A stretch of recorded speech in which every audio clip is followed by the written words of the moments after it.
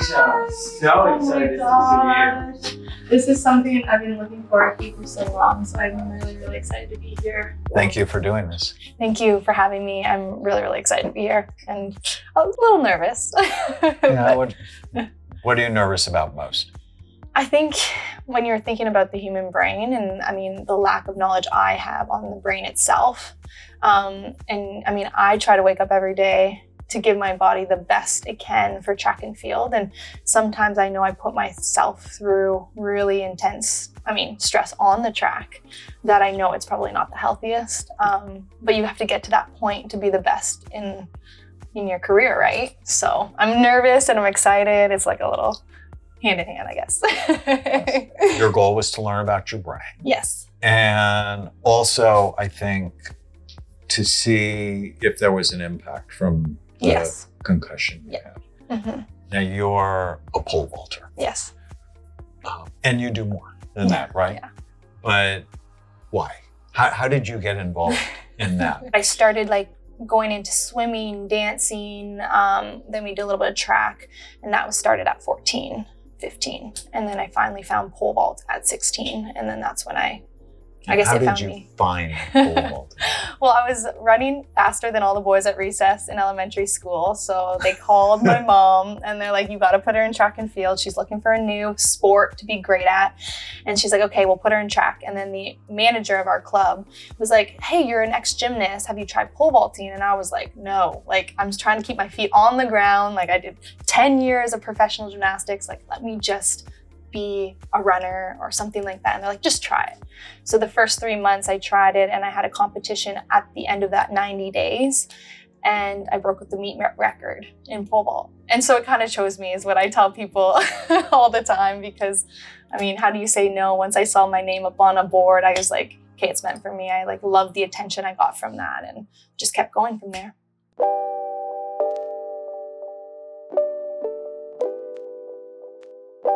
You've always had anxiety, yes, but it's been manageable. Mm-hmm. But even though you're one of the best in the world at pole vaulting, lately you've been feeling more confused. Mm-hmm. Yeah, definitely. I completely blanked. I almost after the concussion, I felt like everything, the 10 years, the 10,000 hours we talk about that I put in almost got hit out of me, knocked out of me.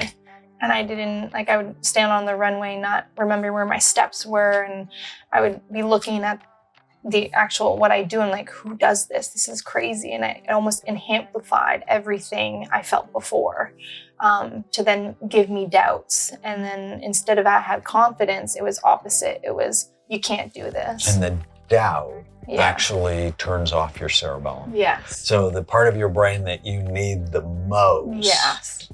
Anxiety will interfere. Right. Which you probably noticed. If you're more anxious at a meet, you're less likely to be in the zone. Yeah, and I work so well under pressure, post or pre-concussion.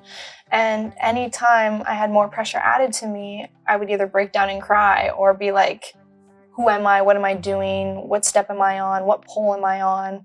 And my brain went completely blank. And that's kind of what it was. 4 months leading up to the Olympics, I was like that. And I was like, I can't do this. This is not okay. So. What happened in the concussion? Can you describe it to me? Yeah, so it was literally just stepping into a bathtub. I was in Iowa. I was going to a track meet the next day. And we were going out for dinner with a bunch of the pole vaulters. And they're like, after practice, let's just go shower real quick. So I went to step in and it didn't have that, I guess you could say that sticky mat at the bottom. And I just slipped and went face first. I hit first the head where I kind of have a little scar. And then I must have double bounced and then it came and whacked my nose. And then I kind of just went to the side. But it happened so fast that it didn't knock me out, but I how could you say, I went frigid. So I just fell to the side and kind of shaped the bathtub. And then I couldn't stand. So I had a army crawl to my phone, which was on the bed in the hotel room. And that's when I called my mom and my agent. And Did you go to the emergency room? No, actually, they didn't bring me the emerge. They did the concussion test right away. And then they just kind of sat me in the hotel for the next 2 days. And was like, okay, let's just So monitor no you. one has looked at your head since then? No. Oh, No. okay. Yeah. What have you done to make the concussion better? So Team Canada and Athletics Canada, we went through the concussion protocols, the symptom-free one. So every day I filled out a sheet of what my symptoms were, and it added a score at the end. And then we slowly, through the weeks, we added in activity back into my schedule. But did you do anything to repair the concussion besides not doing it? No. No. That's the standard of care. I know. Yeah, that was the big mistake. Which is a little insane. Yeah. If you hurt an organ, you should put it in a healing environment. So you didn't do hyperbaric oxygen or get on a supplement regimen or really alter your diet in a way to nourish your brain. I Googled it myself. I'm sorry? I Googled it myself. You Googled it, so. But, yeah. I know, it sounds crazy when I talk now. And they call me crazy. All right, since then, neck pain, headaches, light sensitive. Very light sensitive, yeah. Very light sensitive. Have you ever heard of the Irlen syndrome? No, I haven't. I think you have it. Oh, really? It's what happens after concussions. Okay. People get light sensitive. Yeah. And their depth perception becomes off. Oh my And gosh. if you're a pole vaulter, depth perception is everything. Yeah. Well, it makes me sad because it's just like, when I was staying at the Olympics, they have those big white lights, and I kept telling people I couldn't see. And people are like, what do you mean? You're fine. And I just, when you know something's not right. So it's hard because I knew like when there was like sun out, when I was training outdoors and stuff like that, like I couldn't see. And I would get the black specks everywhere. And I would try to explain to trainers and them, and they just said it's going to get better because concussions just get better, And that we don't really. No, they don't. So. No, they don't. I mean, sometimes they do. Yeah. But that may actually be the most important thing I tell you today. Yeah.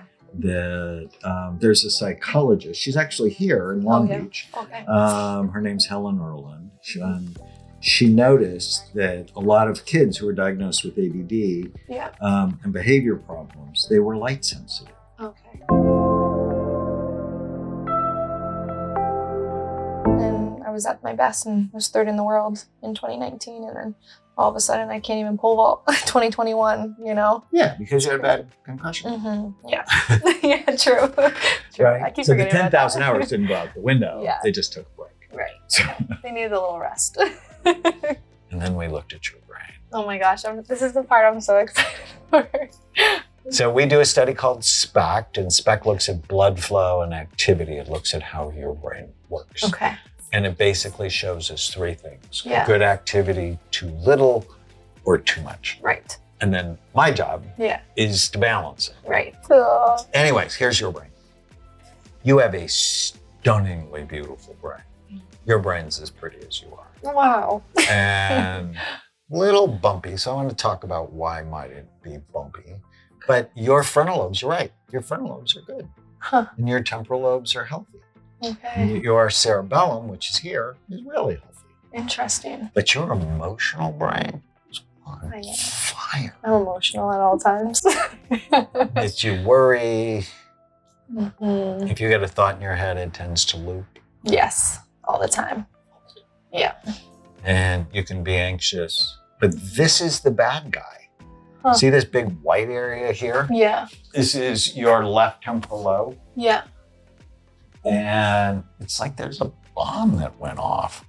I need to find out how to calm this down. Yeah. But when I see this with light sensitivity, sometimes the Irlen lenses just makes everything help better. them. They help so much. Okay. So we have to calm this down. Right. I don't know. How many times have you pole vaulted Oh my God. since you were 16? Hundreds of thousands of times I've pole vaulted. So how many times in an average practice? Well, like how many times did I actually try to jump? Yeah. Oh my gosh, we go 30 times In a day. practice? Yeah. Okay. Yeah, for 15 years. I'm just thinking about your brain. You have a super brain. For your brain not to be more troubled, I'm a little blown away by the whole thing, actually.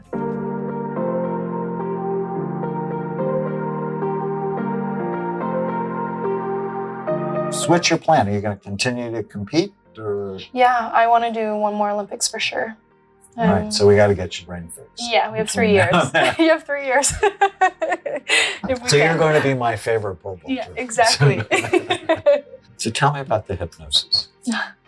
Yeah. What would you like to know? So my early career, Mhm. before I started doing brains, Yeah. I loved hypnotizing Really? people. I always put myself in the superhero state when I'm on the runway, where post-concussion, I could never tap into it. And I don't know where that came from. You become very grounded within yourself on what's real and what's not.